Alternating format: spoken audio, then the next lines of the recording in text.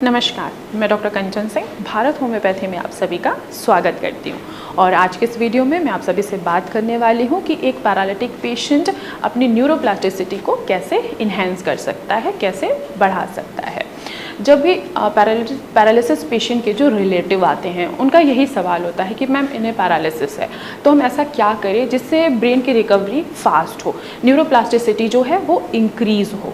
तो जब हमारा ब्रेन काम करना बंद कर देता है या हमारे ब्रेन का जब कोई भी हिस्सा जब डेड हो जाता है, चाहे वो कोई भी रीज़न हो, जैसे कि क्लॉट फॉर्मेशन हो गया या हैमरेज हो गया या मल्टीपल स्क्लेरोसिस हो गई या ट्यूमर ही क्यों ना हो गया या किसी तरीके की इंजरी हो गई, तो क्या हुआ, हमारा ब्रेन क्या कर रहा है, उसमें ऑब्स्ट्रक्शन आ गया है, ब्लड का फ्लो प्रॉपर नहीं हो पाया, हैमरेज हो गया। तो इससे क्या हो रहा है कि हमारा ब्रेन प्रॉपर वर्क नहीं कर पा रहा है, प्रॉपर फंक्शनिंग नहीं कर पा रहा है।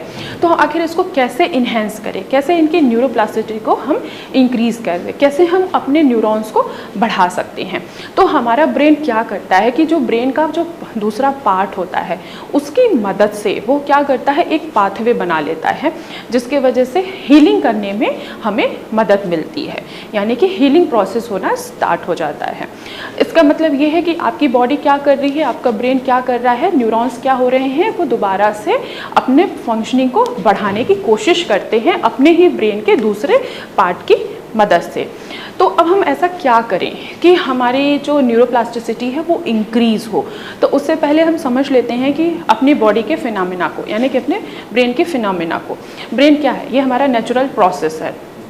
अगर हम मेडिसिन नहीं ले रहे हैं, हम डाइट भी फॉलो नहीं कर रहे हैं, हम एक्सरसाइज भी नहीं कर रहे हैं, तो भी आपको देखने को मिलेगा कि कुछ पेशेंट की रिकवरी धीरे धीरे होती है, लेकिन कुछ टाइम बाद ऐसा होता है कि उस पेशेंट की जो रिकवरी हुई है वो स्टॉप हो गई है। क्यों? क्योंकि हम न्यूरोप्लास्टिसिटी को इंक्रीज नहीं कर पा रहे हैं।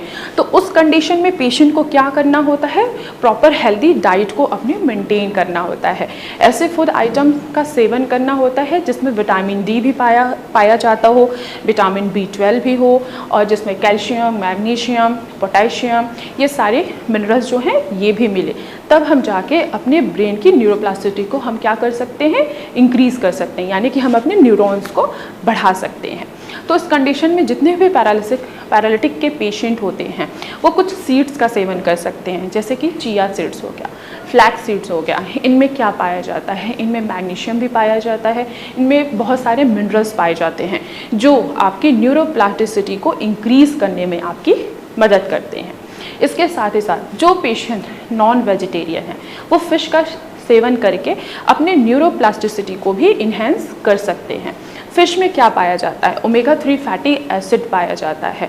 ये ओमेगा 3 फैटी एसिड सीधे क्या करता है, हमारे न्यूरॉन्स के ऊपर इफेक्ट करता है, उनमें पावर लाता है, जिसके वजह से पेशेंट में जल्दी जल्दी रिकवरी देखने को मिलती है।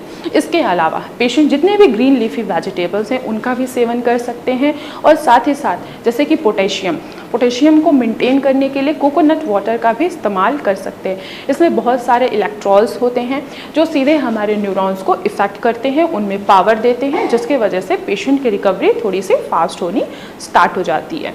इसके अलावा आप जैसे कि बहुत सारे ड्राई फ्रूट्स होते हैं, जैसे हमारा किशमिश हो गया, अखरोट हो गया, बादाम हो गया, ये भी आपके न्यूरॉन्स को इन्हेंस करने में आपकी मदद करते हैं। जब आप अपनी डाइट अच्छे तरीके से फॉलो करते हैं तब आप क्या करते हैं, अपने न्यूरॉन्स को बूस्ट करते हैं। तो आप इन चीज़ों को फॉलो करके अपने न्यूरोप्लास्टिसिटी को इंक्रीज़ कर सकते हैं। तो आज की वीडियो में बस इतना ही, फिर मैं मिलूँगी आपको नेक्स्ट वीडियो में। तब तक के लिए धन्यवाद।